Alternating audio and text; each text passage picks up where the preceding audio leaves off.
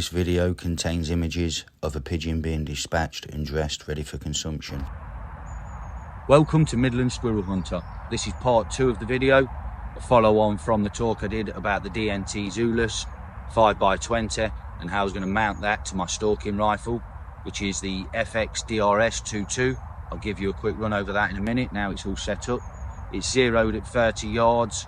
It's still shooting out straight to about 40, which is quite beneficial today while I'm stalking. I'm going to get myself a coffee and then go for a stalk around the edge of that woodland, which is the rookery. It just runs up the side of the lake. Hopefully see a pigeon out there on the edge of the woodland. Very optimistic. I'll then head down towards the cottages where Steve lives. There's a couple of sitting trees there and a paddock that they sometimes come down to feed on. I'll then head out to a couple of stubble fields that we've got. You will find pigeons sitting on stubble at this time of the year. If all else fails, I've got a couple more woodlands that I can stalk through, and we'll see how we go with that. It's early afternoon, so I've got probably 4 hours maximum of light. I am hoping to get a pigeon pretty sharpish so that I can dress it and cook it out in the field for you guys. If all else fails, I have got a backup plan. I can cook it at home. The issue that I have got today, out stalking pigeons, a lot of people will think, oh, that's simple, just get a pigeon. With a sub 12-foot air gun, you need to get at least 60 to 40 yards. I've not got the ballistics set up on the Zulus yet. I will do that in time. But yeah, I need to get quite close. And with pigeons, their eyesight is around 20 times greater than humans, so they can see you a mile off. If you've got 10 pigeons sat in a tree, that's 20 sets of eyes looking at you. As soon as one pigeon sees you and flies away, the rest follow suit. So it's really, really difficult. I am very optimistic today whether I will get a pigeon. I've been out before, I'm not going to lie to you, with Dan and Steve, stalking, 3 men. And there's been times I've only come away with one. It's just the luck of the draw, especially with a sub 12-foot air gun. So anyway, that's enough talk. I'll give you a run over the rifle now, get my cap on, get the gun out, and we'll go for a stalk round. Quick run over the rifle then.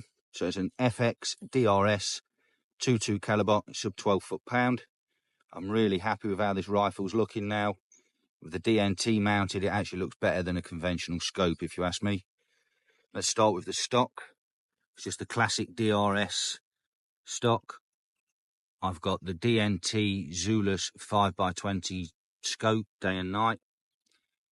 I fitted a Picatinny rail because it came with a dovetail. There's a Picatinny fitted at the bottom as well, just so I can get a bipod and a tripod on there. And then it's finished off, and I actually think this makes the rifle with the Donny FL Fatboy silencer. Cracking bit of kit, and I actually favour this over my impact now.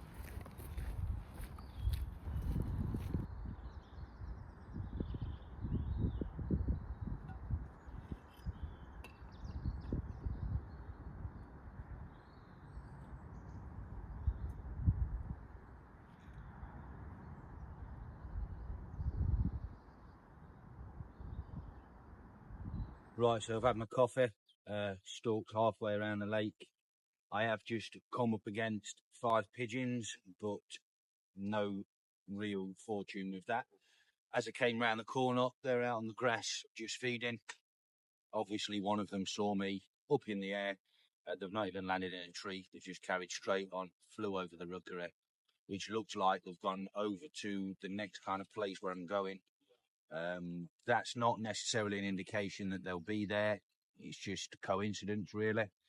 So I'm just going to stalk the rest of the way around this lake and then head over to a small woodland where I usually sit when I'm stalking. Sometimes there's a stream that runs through with a little embankment that I can perch on. So I may go and get down there shortly.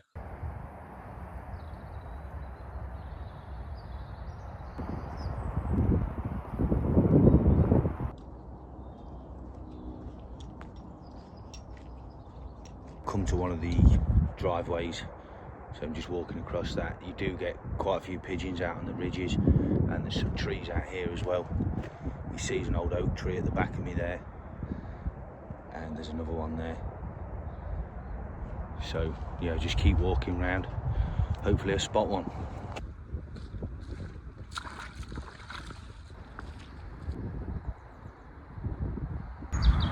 Well, that's the stalk around the lake done.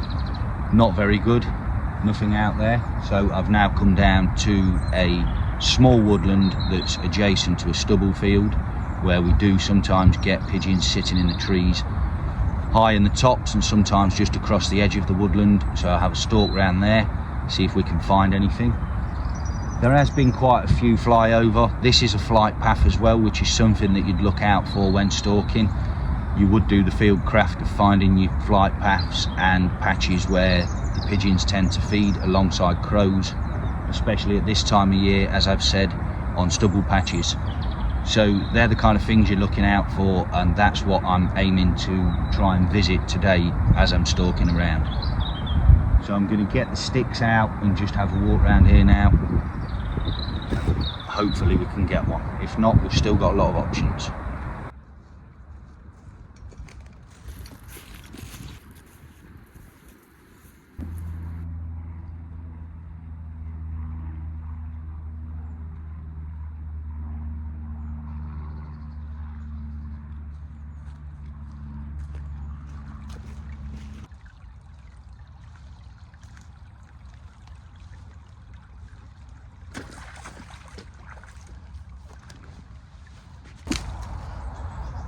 So I've been stalking along the edge of this woodland for about 5 minutes now, and just decided to take a little detour in.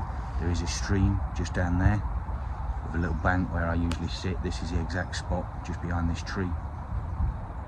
So I'll get set up, get the stick set up, and yeah, we'll have a look up into that tree line. These trees here are all sitting trees. You can usually tell that if you take a walk around looking at the ground. You'll see a lot of pigeon droppings. If you get it in a concentrated area, then that's usually an indication that that's a tree that they'll roost in or use as a sitting tree, usually along a flight path. Also very helpful if you can study flight paths. Just watch where they come to and from. They'll show you where they're feeding. As I say, you will pick up sitting trees within that flight path as well. So I'm going to get my stick set out now, rifle on, get perched on the bank, and hopefully we'll get one or two come along and I can dress and cook one. So this is the kind of thing that I'm looking for today. Big canopies with open branches. This is underneath a flight path, so you will get pigeons coming in, and the odd one will land out on an open branch. If they're in the thick of the tree, it can be quite difficult to get a shot on. So I've come off of the bank now. It was literally only sitting there anyway, but I've just seen 3 pigeons come in and land at the trees at the back. These trees are covered in ivy. Real good pigeon attractant, because pigeons tend to feed on berries of ivy. So they've come in. I can't actually see them because they're quite dense in the foliage, but that will attract more pigeons if there's pigeons in the tree. Ideally what I'm looking for is one to be sat out on an open branch so I can get a nice clean headshot. I do want to use a meat, so I'm kind of reluctant to take a heart and lung shot. Yeah, hopefully we can get a few more come along. I'm just going to stay here for about another 40 minutes before moving on to a stubble field. And if I don't get any joy from the stubble, I will then head down towards the cottages where we've got quite a lot of sitting trees that they will roost in. So probably get right at the end of play, worst case scenario.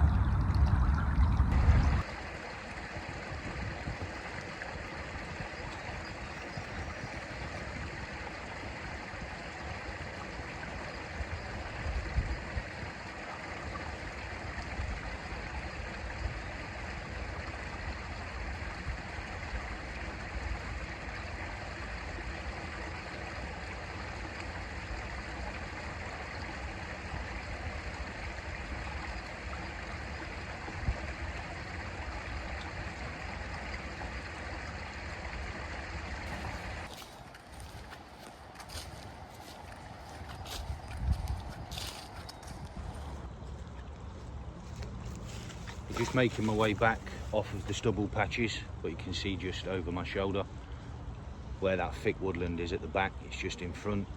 Coming across this meadow here, there's a woodland in front of me. Fortunately there was a pigeon sat on a branch about 70 yards. I managed to get the shot on, got it recorded. Unfortunately I didn't trace it down with the scope. I took my eye off the scope and watched it fall.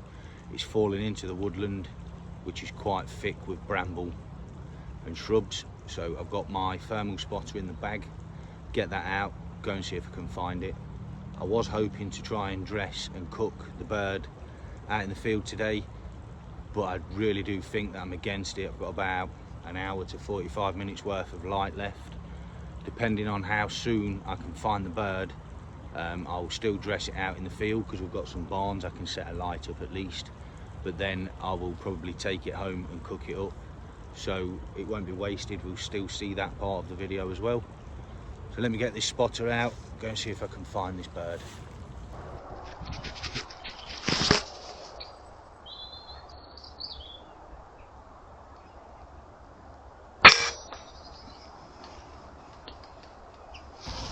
So after stalking around for quite a while in one of the barns, finally got one.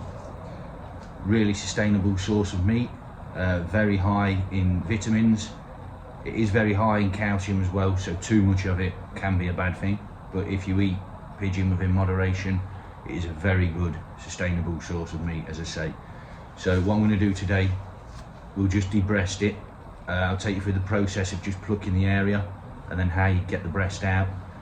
I may do a video later on of doing a full crown, where you remove the wings, the legs, everything else, the head, and you're left with basically a mini chicken. But for now, I'll just show you how you de-breast a pigeon. Really simple. So if you imagine with the breast, the feathers are growing down. So the best way to do this really, the pigeon out in your hand that way. Just grab a handful of feathers and pull towards you. Really easy to do. Throw them down. Some nesting birds will actually make use of that.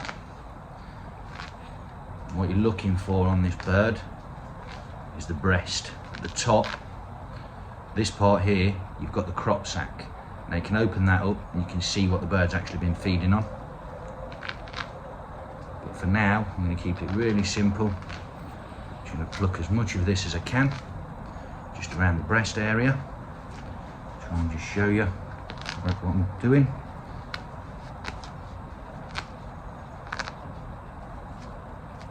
So, really simple.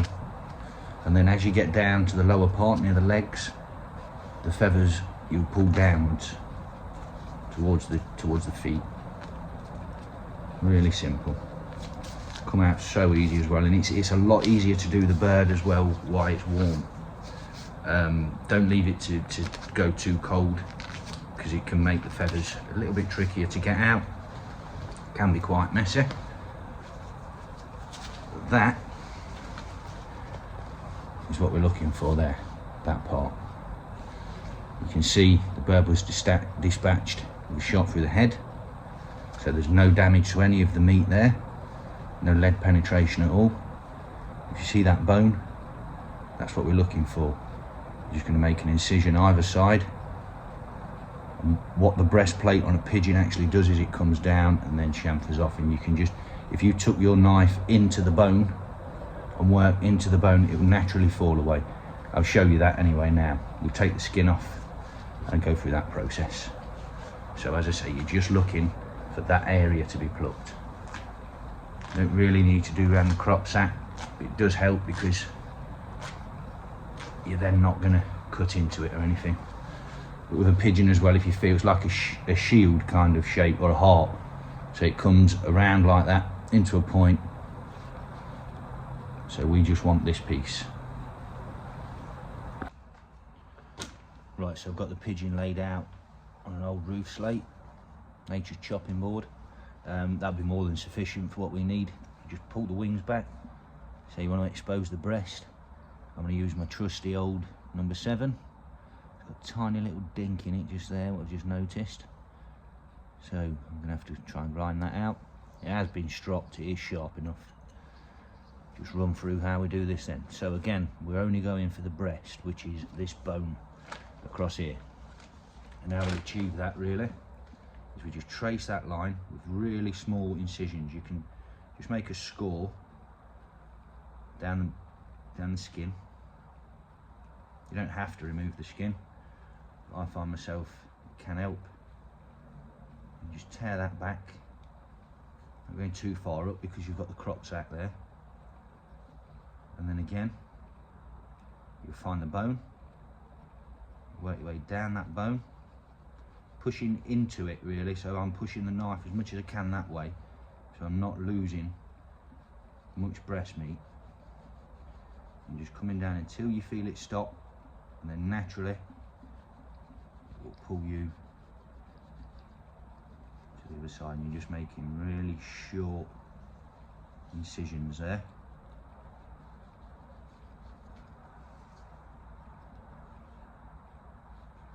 Tracing that all the way down. We have left a little bit of meat there, which is a shame.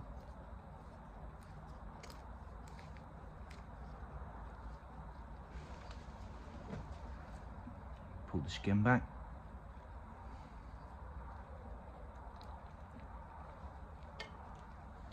You've got an extra little piece of meat there that you always get. It's not actually attached to the breast, but still it's a very good little cut of meat, so we'll keep that.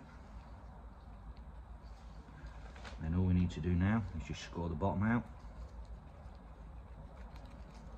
We can tidy the rest of the meat up when we get to wherever we're going, whether that be home or whatever.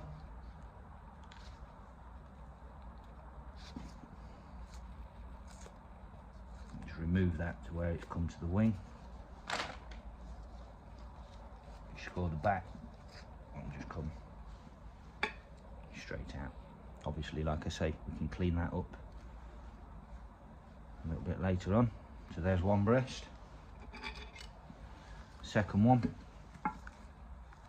Spin the bird so you can see. Sorry about the feathers, it's just part of the process. Obviously everything will be washed off when we get back home.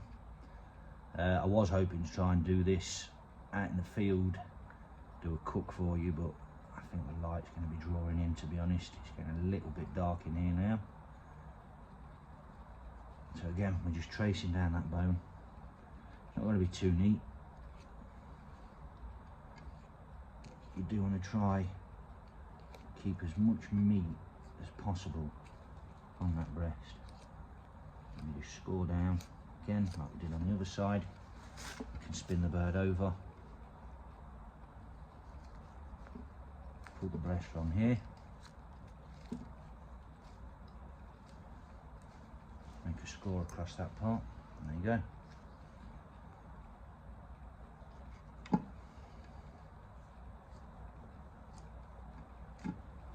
Just gets a little bit tough around the wing. Again, got that little cut of meat that comes for free. It's not actually attached to the breast, so we'll put that there. And then we've got the breast again. And what I'll also show you is the crop sack of the bird. So you can see exactly what it's been feeding on. There's a lot of grain in there, there's some mace, there's a bit of clover. Yeah, there's all sorts in there. So I'm going to get that bird now. We'll put him out for the fox. I'm going to wash my hands off with some wipes, get these bagged up, get home, wash them off, and then go through the process of cooking them up. Well, I'm back at my humble abode. I've got some of the ingredients set out here that I'm going to use for the meal. I'll take you through them shortly. I've got the pigeon breast that I have already washed. I've taken the skin off, which I've kept down here with a couple of little goujons. So the reason I've kept that is I'm going to fry them up at the end, just pan fry, and give them to my dogs. I've got one of my dogs down here just watching me now. Well, it's not took her eyes off me since I've got this out of the fridge. And the other one's in the basket at the back. They both know they're getting involved in that, and I'm pretty sure I'm going to have eyes on me all the way through the process. As I say, I'll touch over the rest of the ingredients, but I'm not going to tell you how to suck eggs, cook a potato, or chop a tomato up. You already know how to do that. I will go over the pan frying of the pigeon breast and the meal prep as well. I'll show you the meal when it's cooked, and I'll probably show you a plate that's empty. So I'll get into that now then. I've got some basic ingredients here. I don't really want to take the emphasis off the pigeon breast. That's going to be pan fried in a garlic butter that I've just knocked up. So that's just a lightly salted butter with a bit of garlic paste in there. Mine have gone a little bit crazy with the garlic paste, but we'll find out. A few potatoes over at the back that I'm just going to dice up, and then I will saute them again in the garlic butter. There's half a red onion. I'll dice that up and I will fry that off with the mushrooms to have with the pigeon breast. And then I've got some baby spinach, a couple of tomatoes on the vine, a few mixed peppers, some cucumber, some rock salt and some cracked black pepper. So I'm going to get on with this, and hopefully I can show you guys what the meal will actually look like. So I did say I wouldn't take you through the process of cooking a potato, but I'm just going to let you know I'm part boiling the potatoes before I pan fry them, just to make it a little bit quicker. The last thing that I cook will actually be the pigeon breast.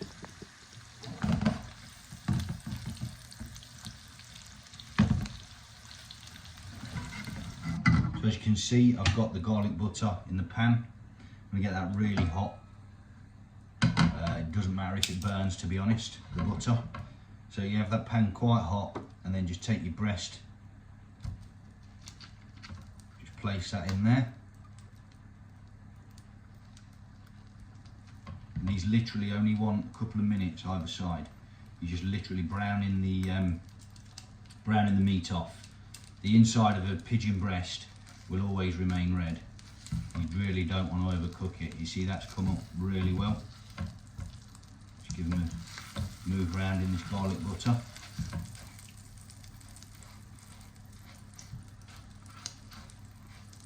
I always find with pigeon breast you're wise to just keep moving it, and probably keep it on the outside of your pan just so it don't burn, because it's quite delicate meat, to be honest. Just sear that off just to close it up.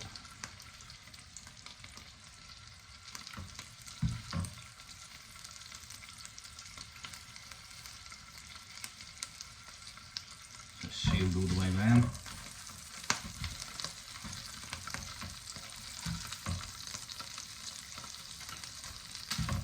I'll literally just give them probably another minute and a half. Just constantly keep turning and moving your breasts, and they should come out pretty nice, to be honest. They're looking like they're about done. I've got everything else set up here, so I've got the salad, the potatoes. I am going to finely slice this breast as well, just so you can see the texture, what it look like inside.